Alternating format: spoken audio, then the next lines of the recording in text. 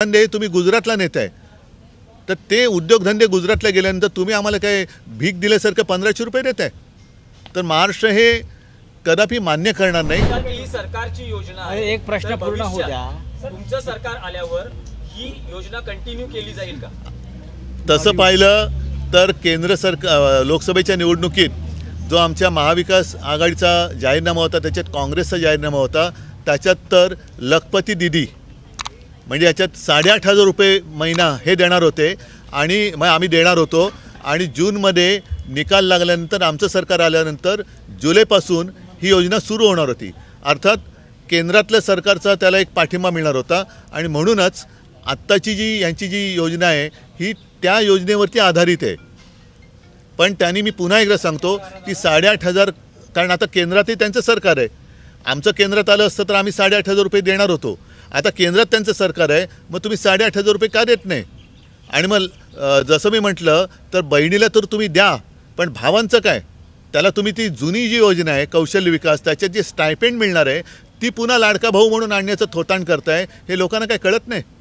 ही जुनी योजना आहे, पण त्याच्यामध्ये लाडका कॉन्ट्रॅक्टर ही जी भूमिका आहे त्याच्यामध्ये आता मुंबईमध्ये मुंबईची वाट लावून जर 1500 रुपये वाटणार असेल तर मुंबईकर काय घेतील आणि मत देतील असं तुम्हाला वाटतं?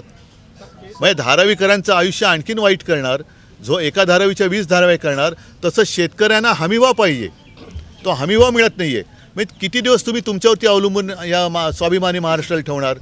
महाराष्ट्र त्याच्या हक्काचं मागतोय, नोकऱ्या मागतोय, रोजगाराचे सगळे उद्योगधंदे तुम्ही गुजरातला नेताय, तर ते उद्योगधंदे गुजरातला गेल्यानंतर तुम्ही आम्हाला काय भीक दिल्यासारखं 1500 रुपये देताय, तर महाराष्ट्र हे कदापि मान्य करणार नाही। कारण महाराष्ट्र हा छत्रपती शिवाजी महाराजांचा महाराष्ट्र आहेच आणि तो कधीही अशा लाचारखोरांसमोर झुकलेला नाही आहे।